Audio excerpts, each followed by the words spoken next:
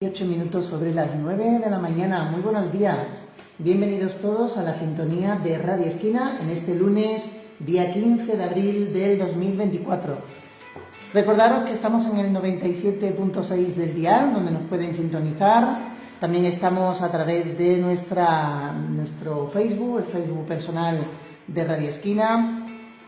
Y el Facebook personal mío y el de Radio Esquina. También estaremos, por supuesto, en las diferentes plataformas que luego un poquito más tarde subiremos el programa. Y ahora pues tenemos una planificación, una programación fantástica donde tenemos a numerosos invitados muy interesantes. Así que sin más demoras, pues le doy los buenos días y la bienvenida a mi compañero Juan José Suárez. Muy buenos días, Esperanza. Buenos días a todos. Buenos días a todos los... ¿Fin de semana bien? Bien, muy tranquilo, muy pausado, siguiendo la actualidad como siempre y viendo las inquietudes de la gente. Estupendo. Y agradeciendo a la gente el apoyo, los que nos escuchan, sean 3, 4, 5, que realmente, bueno, opinan y cada día está más con la difusión de esta modesta radio en distintos criterios, pero, en fin, que nos alegra que creamos inquietud. No la que nosotros quisiéramos, porque, en fin, no llega por el mensaje con la nitidez suficiente y la comprensión suficiente. Muchas veces se acusa a invitados porque son invitados, no por lo que dicen, sino porque, bueno, no le cae bien o no le gusta o reprochamos que son de un sitio, que son de otro. Cada uno puede ser donde quiera. Estamos en la libre libertad. Lo importante es lo que dicen, el análisis de lo que dicen, ¿no? Hoy tendremos un programa muy largo. Estaremos aquí hasta las 2:30 aproximadamente. Queremos cubrir mucha actualidad y de hecho hoy Aliquindó y Noticias por razones laborales no nos puede atender, pero inmediatamente empezamos con nuestra escaleta. ¿Con quién? Con Juan Antonio Ruiz Girón. Muy buenos días, Juan. Muy buenos días. Hace 15 días que estuviste aquí y qué pronto pasa todo, ¿eh? Sí, señor. Pasa pronto, pero no tenemos una vida tan intensa que verdad, me parece que son dos días. Ya estamos en Navidad otra vez, ¿no? No me digas eso. Hemos pasado tan rápido de la Navidad, la Semana Santa, ya estamos prácticamente metidos en feria, Rocío. Bueno, hemos estado difundiendo un acto en tu casa, la casa de Algarabía, el día 13, fue el día sábado, donde se presentó un libro denominado Aprende a escribir andaluz. ¿Cómo fue aquello y qué conclusiones sacaste de todo este acto? Bueno, fue muy bien. Lo que fue el acto en sí, la asistencia fue moderada. Hubiésemos deseado que hubiese más gente para que, frente a las posiciones que se suelen tener cuando alguien hace una propuesta de este tipo, de que se puede escribir el andaluz. Recordad que hace semanas hablamos de que el andaluz no era un castellano mal hablado y argumentamos que es una lengua con derecho porque es una lengua que tiene un pozo histórico muy importante. Bueno, hay gente que plantea que por qué no dignificar nuestra lengua incluso pudiendo escribirla, porque nuestros niños no es lo mismo que le digan que hablan mal y por lo tanto es imposible que puedan escribir lo que hablan, sino que porque no pueden ser capaces de escribirla. Y presentaron una guía muy interesante que va dirigida a todos los públicos, al público infantil, pero también para gente mayor, y muy demandada, según ellos nos contaban, por gente extranjera que cuando llegan a Andalucía se encuentran muchas veces la dificultad de entender un español que ellos aprendieron en su país, pero cuando llegan aquí no se enteran. No se enteran porque no es lo que ellos han aprendido, es una lengua común, muy parecida, pero con muchos factores que les hace difícil su aprendizaje. Por lo tanto, requieren este curso que están dando en distintos sitios. Perfecto. Y bueno, nos estuvieron explicando un poquito cuál fue la trayectoria hasta llegar a tener esta guía, ¿no? Con las distintas cosas que se están haciendo. Pero tú sabes que los principios no son fáciles. No son fáciles. La primera vez. Pero son gente tan entusiasta y además tan formados. Hay un buen número de ingenieros informáticos que están haciendo las distintas plataformas. Hablé aquel día de Andalugeeks o Andalugeeks, que es una de las raíces de este proyecto, ¿no? y bien, contento. La asistencia, como te digo, moderada, pero contento. Nosotros queremos que poquito a poco Casa Algarabía, no solo en mi casa, como tú sabes, es una asociación cultural y queremos que sea un lugar más en Sanlúcar referente de la identidad y la cultura andaluza. Bueno, esta semana tiene otro acto. Señor, en la misma dirección. Emilio González Ferrín es uno de los más prestigiosos, voy a decir una palabreja, islamólogos que hay en las universidades españolas y a nivel internacional. Es requerido en Estados Unidos, en Inglaterra, en El Cairo, en Túnez, porque es un experto en el Islam. Presenta precisamente ahora un libro que es ¿Qué es el Islam?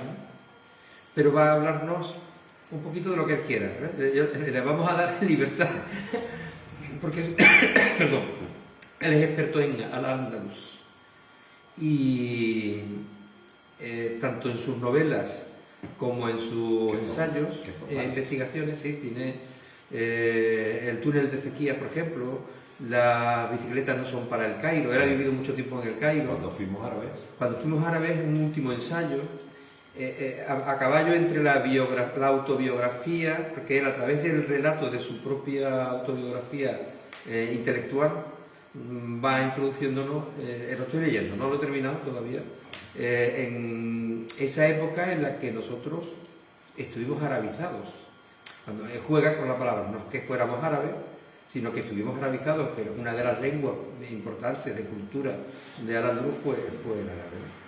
Y es muy interesante. Yo creo que asistir y polemizar, es muy polemista, y como plantea cosas como que pone en duda la invasión musulmana de Al-Ándalus o de la península ibérica. Dice, es que el Islam como religión no existía, no se puede decir que existió prácticamente hasta mediados del siglo IX. Entonces en el 711 ¿nos invadieron los musulmanes o fue otra cosa lo que ocurrió? Y lo que plantea es, el nacionalcatolicismo español necesita la reconquista como relato fundacional del nacionalismo español, y por lo tanto hay que decir que hubo una conquista previa de una gente que vinieron de fuera. Entonces él pone en duda ese planteamiento, ¿no? También a las 7 de la tarde, ¿no? A las 7 de la tarde del sábado, no sé si repitiendo el sábado tendremos mucho éxito, pero bueno, él podía venir el sábado y es cuando lo vamos a Calle Fariña 44. Eso es. Al-Ándalus, descolonizar la historia de Andalucía. Eso es. Bueno, pues seguiremos dándole difusión. Sí, ya para el mes de mayo tenemos dos presentaciones de libros muy interesantes. Y ya iremos hablando. Hombre, como tú quieras. Bueno, hoy nos trae 4 conceptos que habría mucho que decir y mucho, en fin, y se ha hablado mucho en la historia. Sí, y se ha practicado mucho en la historia también, ¿cierto o no? Aristocracia, democracia, monarquía y república. Venga. Claro, yo lo planteaba un poco en broma como ecuación, ¿no? Porque me gustaría llegar a este asunto desde la racionalidad, no solo desde la emocionalidad. Es decir, yo he estado, le comentaba fuera del micrófono a Esperanza que este fin de semana es un fin de semana. Contra tu experiencia de fin de semana tranquilo, el mío ha sido... Bueno, cuando digo tranquilo, lo sabes. El mío ha sido intenso. Eso.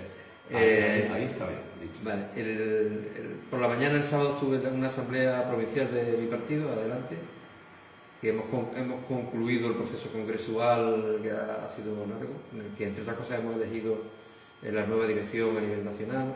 Yo formo parte con Rocío Díaz de aquí de Sanlúcar, formamos parte de la dirección nacional de Adelante Andalucía, y pues tuvimos una asamblea provincial también.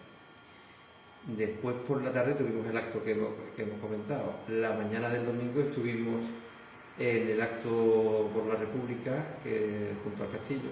Allí en Carrillo. Por cierto, sigue la bandera carlista en lo alto del otro castillo, y nuestra bandera de pueblo andaluz, tal como dice la legislación, sigue sin estar en el castillo. Me parece que alguien tiene que hacer algo, porque nuestro ayuntamiento es el propietario y es el responsable de hacer cumplir la legislación. Y a pesar de que alguien me dijo, no, la bandera carlista es del Imperio Español, y como aquello se supone que es un museo militar y del Imperio Español, pues ellos ponen la bandera carlista. Pero bueno, ¿por qué no está la otra? ¿Por qué no está la andaluza y la de Sanlúcar, que es el propietario? Pero además la bandera carlista fue de un partido que durante todo el siglo XIX, hablando de monarquía, que hablaremos, durante todo el siglo XIX provocó 3 guerras para intentar imponer a un Borbón distinto, a Carlos y los distintos Carlos que vinieron después, porque eran más absolutistas y más de extrema derecha que la monarquía de Fernando VII, Isabel II y posteriores, ¿no? Entonces nos ha llevado a distintas guerras y participó en la guerra civil del 36 al 39 y en la posterior represión. Por lo tanto, que exista esa bandera, que sí, que fue del Imperio Español, que fue la bandera de Carlos I, extranjero, la bandera borgoñona, de Borgoña, no española, y por lo tanto creo que es bastante inapropiado que ondee en nuestro castillo. Aparte de eso. Y por la tarde pues estuve viendo el último espectáculo que ha producido mi hijo. No, a ver cuándo viene. No, sí, pero es que siempre está arriba. Es decir, se ha metido en el lío de producir un espectáculo para Isla Mágica, el que cierra el parque en el lago. Un espectáculo de magia, pero en el que él no actúa, él es el producto. Entonces estuvimos viéndolo, disfrutando. Así que el fin de semana ha sido bastante intenso. Entonces, para abordar el tema, ¿vale? Dado que sabía que íbamos a tener este evento por la República, desde el punto de vista no tanto emocional, que se aborda muchas veces, porque como la abolición de la República fue tan traumática, un golpe de Estado, un genocidio y una guerra, hay mucha gente que lo aborda desde la emocionalidad y es razonable y es lógico. Yo quería hoy plantearlo desde el punto de vista de la lógica. Muchas veces nos han hablado de aristocracia, que el origen del término es el gobierno de los mejores, ¿no? El gobierno de los más preparados, de los buenos. Así surge aparentemente en Grecia el término, es un término griego. Pero también dice en la historia que rápidamente ese supuesto gobierno de los mejores deriva en oligarquía, es decir, el poder de unos pocos. Porque ¿quién decide quiénes son los mejores? En algún momento es posible que se constituya un gobierno por consenso de los mejores o las mejores. Normalmente eran los mejores porque en esa época la mujer tenía el mismo nivel que el esclavo, ¿no? Un gobierno basado en una supuesta aristocracia siempre deriva en oligarquía, que significa exactamente el gobierno de un grupo reducido, o en plutocracia, el gobierno de los que tienen la pasta. Por lo tanto, aristocracia está directamente frente al concepto de democracia, el poder o el gobierno del pueblo, de la mayoría social. ¿Y por qué lo igualo a la ecuación de monarquía-república? Porque tradicionalmente la monarquía, el gobierno de uno, estamos jugando hoy con los términos griegos, el gobierno de uno está apoyado en la supuesta aristocracia, aquellos que se consideran que son los mejores, o la plutocracia, aquellos que tienen la pasta. Entonces, desde el punto de vista puramente lógico, es insostenible la monarquía, el poder de uno, basado en el poder de aquellos que tienen el poder real en la sociedad, es decir, los que tienen la pasta o los que tienen otros resortes de poder. Tradicionalmente la monarquía, y además simbólicamente, se liga a los sectores de la sociedad más poderosos, al ejército. Nuestro rey es el comandante, no recuerdo cómo es el término exacto, pero es la máxima autoridad militar, y a la jerarquía de la religión dominante, en este caso en España, pues a la jerarquía católica, en Inglaterra, pues a la jerarquía anglicana, ¿no? Por lo tanto, están muy alejados del concepto del poder de la soberanía popular. En España, la Constitución de 1812, aunque no abole la monarquía, declara que el soberano es el pueblo español. Sin embargo, los monarcas que han venido después, por ejemplo, el primero, Fernando VII, jura la Constitución, pero después la traiciona y la borra. Cuando su hija y la regente se basan en los liberales, surge el Tito Carlos, que monta un partido para tomar el poder, intenta dar golpe de Estado, pero lo que provoca son guerras civiles a lo largo de todo el siglo XIX. Es decir, la versión más conservadora de la monarquía española nos ha provocado 3 guerras civiles a lo largo del siglo XIX.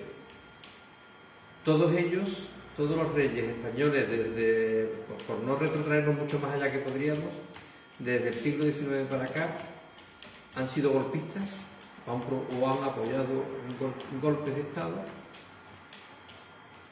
han provocado o han apoyado guerras civiles, han sido corruptos y siempre impunes. El último, nuestro de mérito, como yo le digo, nuestro rey emérito, que cuando tenía que estar representándonos y para eso le pagábamos ante otros estados, por ejemplo en el caso de Arabia Saudí, cuando están negociando el AVE de Medina a la Meca, creo recordar, por detrás cobra, que se conozca, más de 60 y tantos millones de euros que se lo regala a su amante. Y es impune, porque la ley dice que no se le puede juzgar. La propia Constitución lo blinda para que no se le pueda juzgar. ¿Eso es razonable? Actualmente tenemos un rey, su hijo... Algunos dirán hoy día, mira, Juanes, el rey prácticamente es un monigote que no pinta nada absolutamente, lo que queda es de la monarquía. Pues ¿para qué lo tenemos? Para gastar. Para tener un referente, ¿no? Por encima de algo. Pero el referente en una democracia es el que no hay poder que no esté sujeto a la soberanía popular y por lo tanto pueda ser votado. ¿Y por qué no somos valientes y presentamos una reforma a la Constitución entre todos? Claro, porque tal como se diseñó la Constitución del 78, hay algunos temas que se blindaron. Por ejemplo, ¿por qué el PP tiene casi siempre la mayoría en el Senado? Pues porque se le dio más poder de representatividad a las provincias menos pobladas, básicamente del entorno de Castilla, y se aseguran en provincias muy rurales, muy poco pobladas, que son más conservadoras, se aseguran una sobrerepresentación en una Cámara que trata de poner filtros a determinados cambios. Juegos para todos, ¿no? El que saque lo mismo, ¿no? Los independentistas, en teoría, Claro, tienen más representatividad que en proporción a otras capitales. Claro, ¿no? por eso la clave es que un hombre o una mujer un voto Muy bien. y tenga ese peso. Perfecto. No esté sobre representado a nadie. Esa es la clave. ¿Qué ocurrió? ¿Por qué? Yo creo que en el 78 se intenta hacer eso para no tener el riesgo de, como pasó en el 14 de abril en la República, que las grandes ciudades todas votaron a la izquierda. Y entonces el sistema se vino abajo. El sistema monárquico que había. Entonces se diseña un sistema para garantizar que no se cambie lo fundamental que hay que cambiar. ¿Por qué esa defensa a ultranza de la monarquía en este país?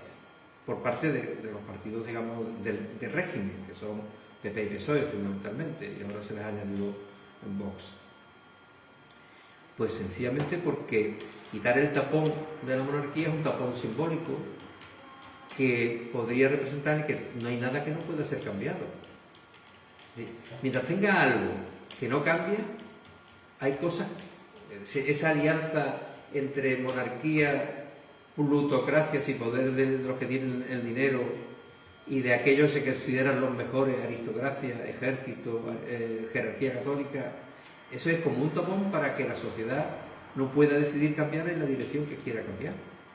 Es decir, ¿aceptarían estos poderes que una mayoría social votara una reforma agraria, por ejemplo?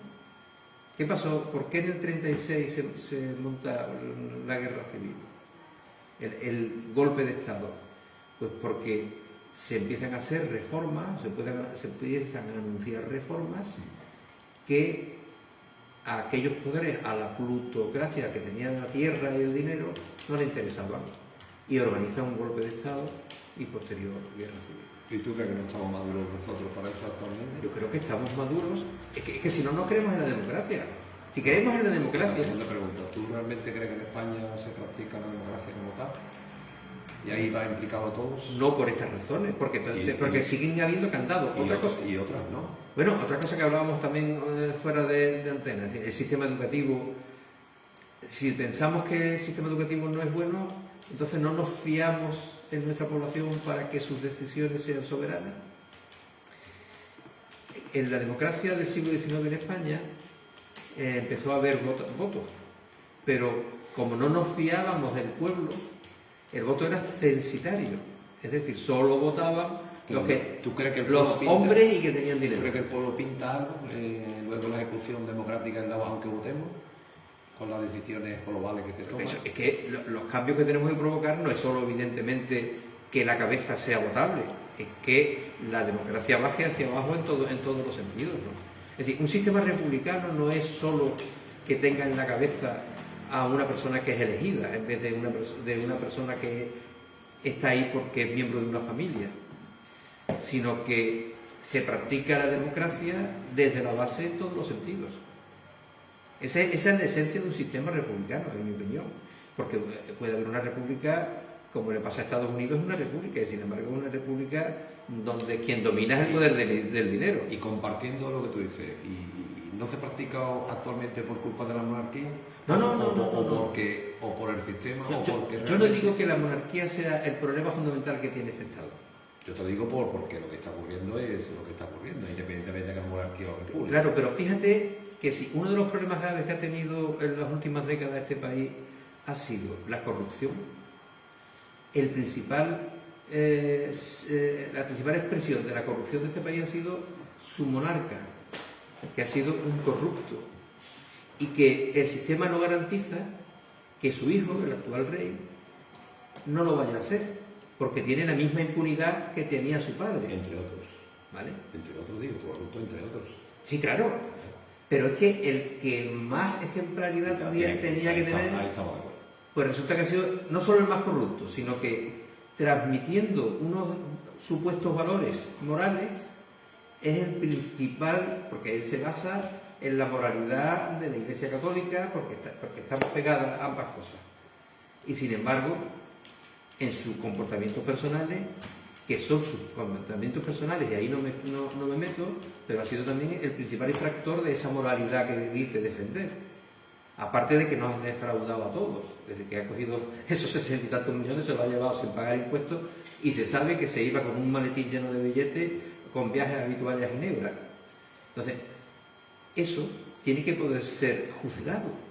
No puede haber nadie que no esté sometido a la ley.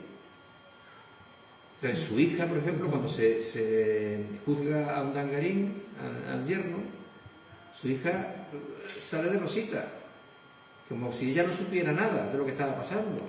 Claro, pero es la norma que tenemos que respetar, ¿no? Lo que hay que cambiarla, ¿no? Digo yo, ¿no? Claro, pero el tema es que ha habido, tú sabes, tantas presiones ha tenido el juez Castro, que es el que juzgó el caso de Dangarín, tuvo tantísimas presiones para que no se tocara a la hija. Y la hija, ¿qué me dice? ¿Quién puede decir que la hija no sabía de dónde venía el dinero que estaba recibiendo en su casa, de dónde venía el dinero que tenía en el palacete que tenía en Barcelona? Entonces, ¿por qué ocurre eso? Porque hay gente que son impunes, porque tienen el candado constitucional de que no se les puede juzgar. Entonces no puede haber nadie que esté fuera del ejercicio de la justicia. Pero aquellos que, yo la pregunta es, aquello que plantea otro régimen, vamos, que lleva toda la razón porque hay que dar ejemplo en la vida o algo, realmente aquellos se puede considerar que en España la democracia como tal, nuestro representante, olvídate de la monarquía, que eso es cuestión de cambiarlo si quieren. ¿Actualmente tú concibes que aquí se ejerce una democracia como tal en los valores que tú estás planteando? Claro que no, es lo que, estoy de acuerdo contigo. Si el problema está en que el sistema no es un sistema realmente democrático, porque hay muchas cosas que no se pueden tocar. Y entre otras, la jefatura del Estado. Vale, pero supongamos que se puede tocar. ¿Tú crees que nuestros representantes actuales, todos, respetan lo que es una democracia en sí? Claro, porque hay una cosa que alguna gente critica, que efectivamente había un sistema partitocrático. Es decir, son los partidos, los grandes partidos, los que tienen el poder. Y no tenemos costumbre de que, por ejemplo, un diputado o una diputada que hemos elegido dé cuentas en el territorio donde ha sido elegida o elegido. Por ejemplo, no es que no lo vemos siquiera. Que tengan asambleas populares en su pueblo y digan, mire, yo estoy haciendo esto, reciba las críticas y al mismo tiempo la gente le pueda decir, y queremos que hagas esto. Eso, por ejemplo, es una de las democracias más antiguas de Europa, que es el Reino Unido, a pesar de que tiene el rey, lo reconozco. También tiene una cámara, una especie de senado aristocrático de los lores. Digo, el sistema también ha cambiado muchas cosas, pero tienen una cosa que incorporaron a su sistema allá por el siglo XVII, y es que la gente que son elegidas tiene que dar cuenta en su territorio. Eso es un déficit democrático que nosotros tenemos. O el hecho de que algunos como partido lo intentamos aplicar, que es que los mandatos sean limitados. También. Nosotros tenemos nuestra Teresa Rodríguez y Kichi, que llegaron 8 años, dijeron que no tenían más de 8 años y a los 8 años se fueron. Con dolor nuestro, porque es difícil encontrar una líder con una claridad expositiva y con una capacidad de convicción como Teresa Rodríguez. Sin embargo, yo he dicho, yo me voy a mi centro escolar, y voy a vivir de mi salario. Pues eso tendría que estar incorporado en nuestras leyes para que nadie se agarrara como una garrapata Totalmente de acuerdo. al sillón. Entonces eso, el dar cuentas, el poder ser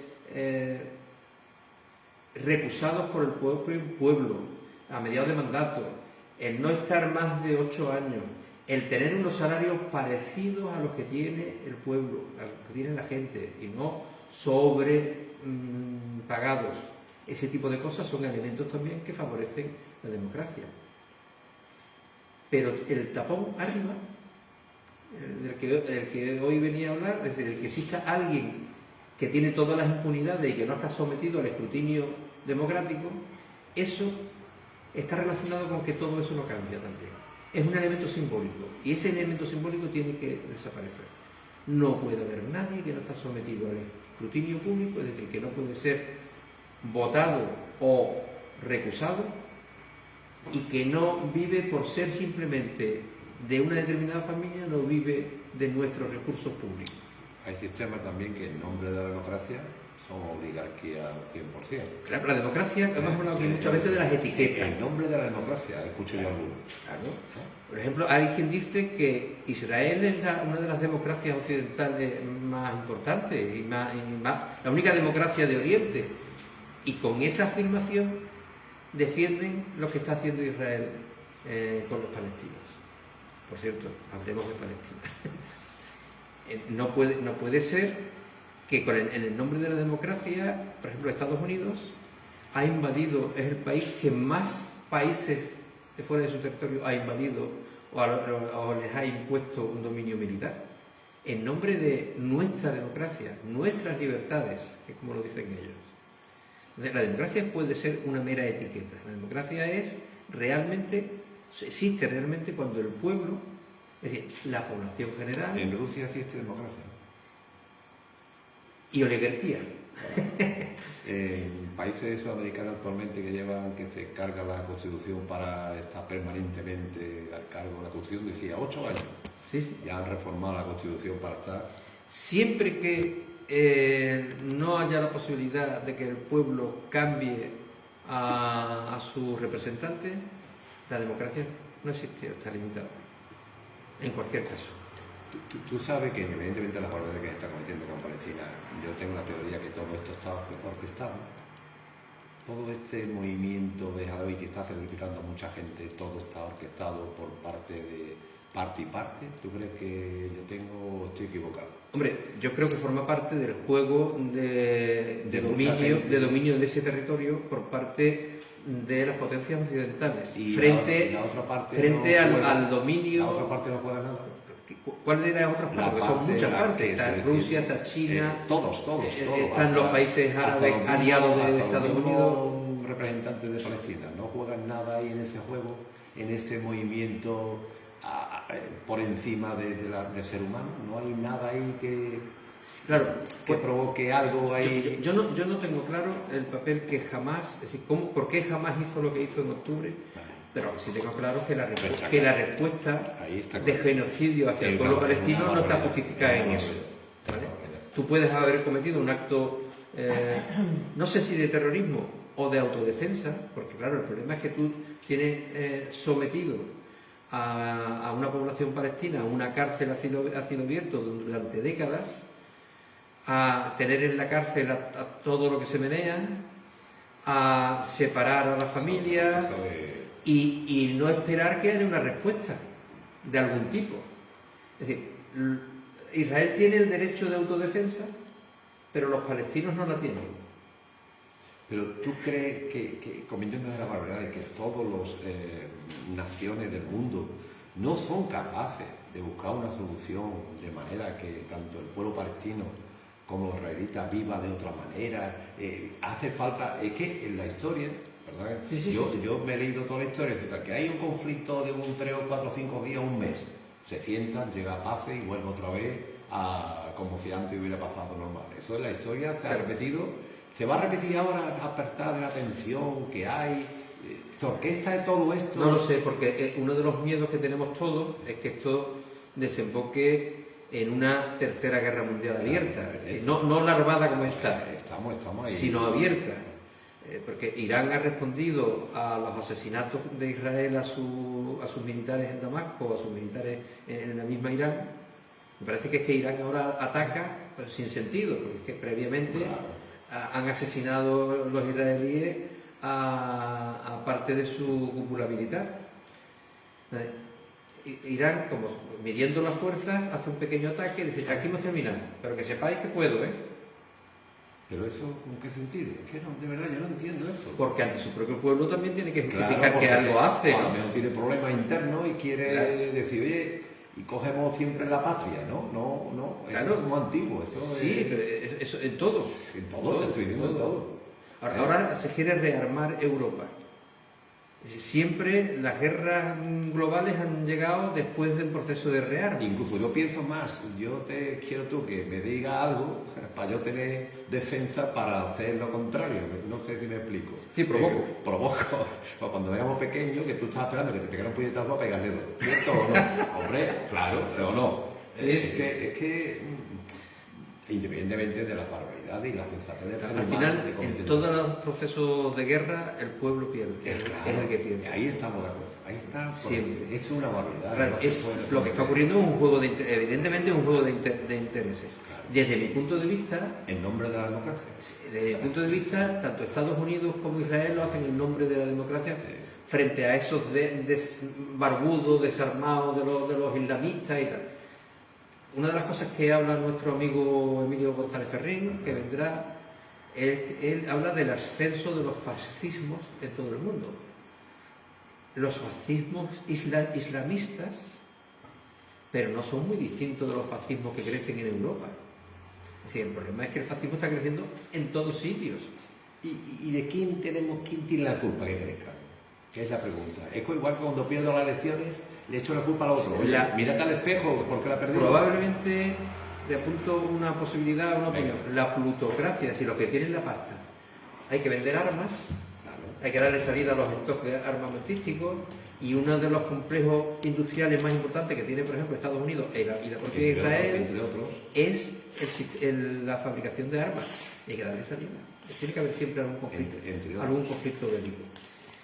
Como los recursos son escasos en el planeta, en vez de llegar a un consenso de qué vamos a hacer con este planeta, que se nos agotan los recursos naturales, pues nos peleamos por los recursos naturales. ¿Quién va a dominar el resto de petróleo que queda en Oriente Medio? Claro, pero mientras que yo no soy pro chino, pero observo que mientras que Europa y Estados Unidos intentan controlar los recursos naturales a través de ejércitos, los chinos están construyendo autopistas, infraestructuras en toda África. Por cierto, el sistema político de los chinos es una oligarquía. Es la oligarquía del Partido Comunista Chino. Y, sin embargo, es un sistema capitalista. Bueno, yo creo que es salvaje, capitalista. Es decir, que muchas veces, cuando se habla, por ejemplo, Es curioso, ¿eh? denostando el comunismo, Ayuso, la presidenta de Madrid, habla comunista. Se puede ser, como en China, comunista y capitalista, o se puede ser comunista y demócrata. Evidente. ¿No? Evidente. Pero sin embargo hay etiquetas, y vuelvo a las etiquetas, que funcionan muy bien para la propaganda, de tildar a alguien de comunista o de separatista. Pero va a ganar las elecciones probablemente en el País Vasco EH Bildu. La derecha española se va a poner por las nubes. ¿Es democracia o no es democracia? EH Bildu, en su origen, gente de EH Bildu tuvo cierta relación con el mundo de ETA. Pero eso pasó en la historia. Entonces, PP y Vox, que tuvieron relación, unos más intensamente que otros, con el franquismo, tendríamos que tenerlo ilegalizado, ¿no? Bueno, pues la democracia consiste en que el voto popular es el que pone a quien tiene que representarnos y luego a quien tiene que gobernarnos. Pues muy bien. Sin límites algunos. Y repito, en nuestro castillo de Santiago sigue ondeando una bandera que está Tú sabes que yo- aliada con el fascismo yo hice- y no ondea la bandera de nuestro pueblo. Yo hice la gestión de que por qué no estaba la bandera de Andalucía. No, la otra no me meto yo en que ponga cada uno que quiera. Y Pero por entonces ejemplo en un me edificio público, claro, no sé. entonces me contestaron de que no estaban obligados, no sé. La ley sí los obliga, Bueno. porque aunque el edificio está gestionado privadamente, Sí, sí, no sí. deja de ser un edificio Estoy de acuerdo. público. La verdad que no estaba allí la bandera de Andalucía, ¿verdad? Sí, pero como lo simbólico tiene mucho peso, para quien gestiona el castillo, la bandera andaluza tiene unos significados que le repelen. Bueno, Y si Pues- no, que me diga por qué, porque no lo pone. bueno, pues ha estado bien la cosa, ¿no?